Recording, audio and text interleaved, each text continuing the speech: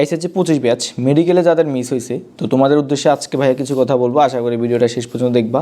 আমি জানি তোমার মন এখন প্রচণ্ড খারাপ, আমি সাথে সাথে ভিডিওটা বানাতে পারতাম, আমি একটু একদিন পরে আমি ভিডিওটা দিচ্ছি।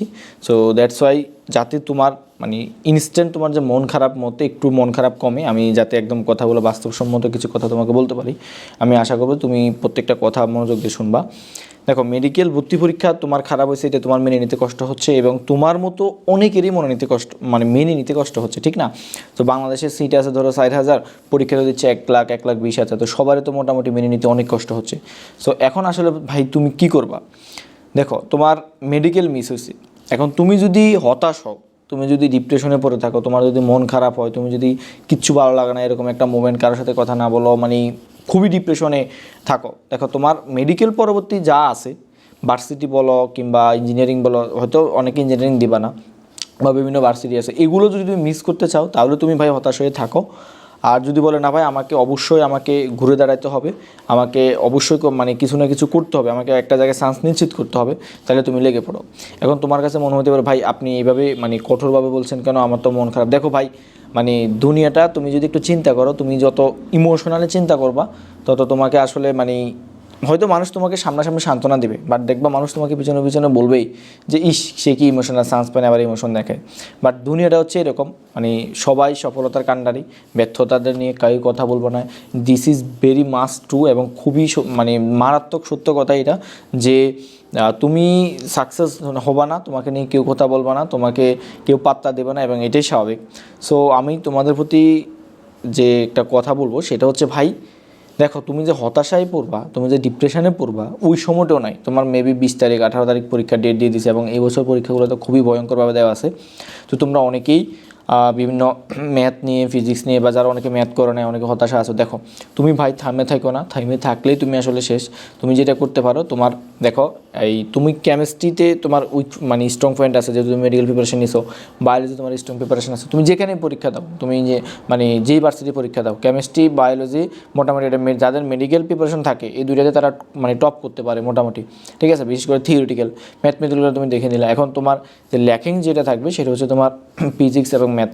তো সেক্ষেত্রে তুমি ফিজিক্সের ক্ষেত্রেও মোটামুটি তুমি ভালোই পড়াশোনা করছো, হয়তো ম্যাথ কম করছো, বাট ম্যাথ হয়তো একবারে ধরো না। আমি যেটা বলবো সেটা হচ্ছে তুমি যদি মানে সুযোগ থাকে ম্যাথটা স্কিপ করো, অন্য বিষয় দেখাও বা যেগুলো তোমার আয়ত্তে আছে। আর যদি সুযোগ না থাকে, তুমি ম্যাথের অ্যাটলিস্ট একটা সূত্র পিডিএফ দিয়ে মানে সবগুলো সূত্র ভালোভাবে তোমরা দেখো, তোমাদের অনেকের কাছে অনেক সোর্স আছে সূত্রগুলো দেখার, ওই সোর্সগুলো ভালোভাবে দেখো, সোর্সগুলো থেকে সূত্রগুলো মানে একবার টোটস্থ মুখস্থ অন্তস্থ করে ফেলো। দেখো মানে আজকে হচ্ছে আমি মেবি পরের দিন ভিডিওটা বানাচ্ছি মেডিকেল ভর্তি পরীক্ষার রেজাল্টের, তো সময় কিন্তু আর বেশি দিন নাই, 4 থেকে 5 দিন আছে, বা অনেকের এটাও নাই, খুলনা বিশ্ববিদ্যালয় মনে হয় আরও আগে, বা ঢাকা বিশ্ববিদ্যালয় কয়েকদিন পরে।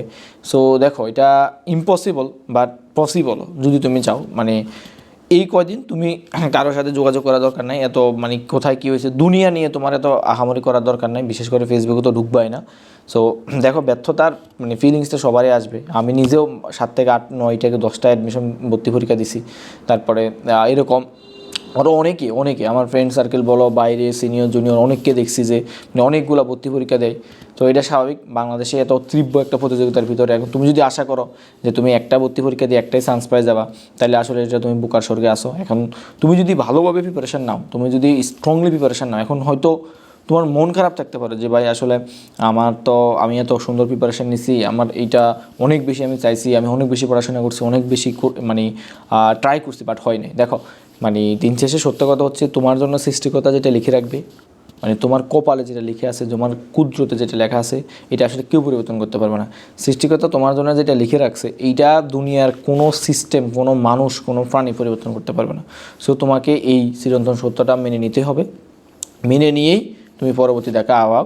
এবং সৃষ্টিকর্তা তোমাকে এও বলছে যে তুমি চেষ্টা করতে থাকো, তুমি এমন চেষ্টা করতে করতে করতে করতে অনেক চেষ্টা করতে থাকো, দেখবা সৃষ্টিকর্তা তোমার জন্য কিছু অবশ্যই লিখে রাখছে। আমি আশা করবো তোমরা ভার্সিটিতে একটা কামব্যাক দাও।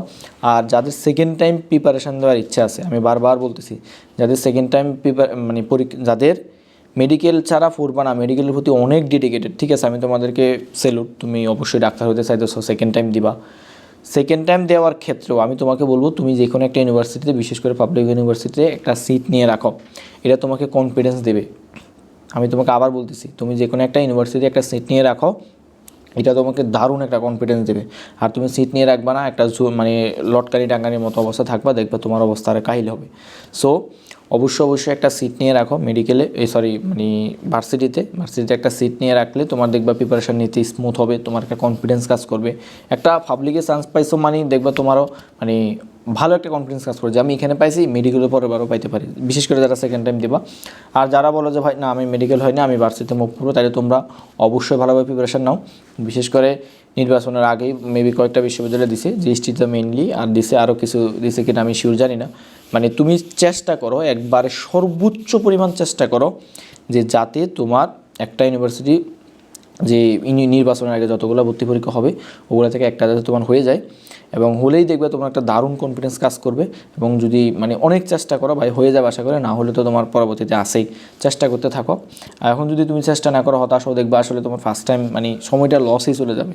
ঠিক আছে, যে এখন তুমি আসলে তোমার কাছে এখন হয়তো ভালো লাগবে যে কেউ তোমাকে সান্ত্বনা দিলে, কেউ তোমাকে মানে বলবে যে তুমি পারবে, আসলে এটা কেউ বলবে না যদি না তোমার কাছের খুব মানুষজন হোক। দেখবা সবাই এখন দেখবা যে মানে যারা সাকসেস তাদের নিয়ে না মানে এটাই মানে কি উন্মাদনা, এটা খুবই স্বাভাবিক। তুমি সাকসেস হলে তোমাকে নিয়ে করতো, এবং দুনিয়ার প্রসেসটা এরকম, এটা তোমাকে আসলে মানিয়ে নিতে হবে। দুনিয়ার প্রসেসটা এরকম, প্রসেসটা হচ্ছে কি তুমি সাকসেস হবে তোমাকে নিয়ে নাচবে, তুমি ব্যর্থ হবা তোমাকে নিয়ে কথা বলা থাকবে না, তোমাকে উল্টা আরও হার্ট করার ট্রাই করবে। এবং এটা খুবই সিম্পল একটা ব্যাপার, বিশেষ করে আমাদের দেশের জন্য, আমাদের দেশের প্রায় টক্সিসিটির জন্য এখানে সাকসেস ভেরিয়েশন অন্যভাবে মাপে, মানে এটা আলাদা। এখন তুমি আসো এই সমাজে, তোমাকে অবশ্যই মেনে নিতে হবে। সো এমনভাবে ট্রাই করো, এমনভাবে এখন থেকে ট্রাই করো, যেই কদিন থাকুক না কোনো, 1 দিন 2 দিন 3 দিন, কৃষিগুচ্ছর মতো একটা পরীক্ষা আছে, তো এমনভাবে চেষ্টা করো যাতে তোমার একটা না একটা জায়গায় তোমার চান্স হয়। যদি সেকেন্ড টাইম দাও, আমি আবার বলতেছি, যদি ভাই সেকেন্ড টাইম দাও তারপরেও তুমি একটা ইউনিভার্সিটির চান্স পেয়ে থাকা উচিত, তুমি একটা সিট নিয়ে রাখা উচিত। নাহলে তোমার দেখবে সেকেন্ড টাইম জার্নিটা আরও খারাপ যাবে ফার্স্ট টাইমের চেয়ে। আমি আমার বাস্তবিক বহু উদাহরণ দিতে পারি।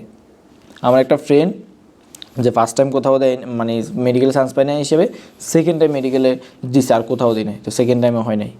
শেষ পর্যন্ত ওর এমন অবস্থা হয়েছে যে ন্যাশনালে ভর্তি হতে হবে। তো যে ছেলেটা মেডিকেল ছাড়া পড়বে না, সে ন্যাশনালে ভর্তি হওয়া লাগে।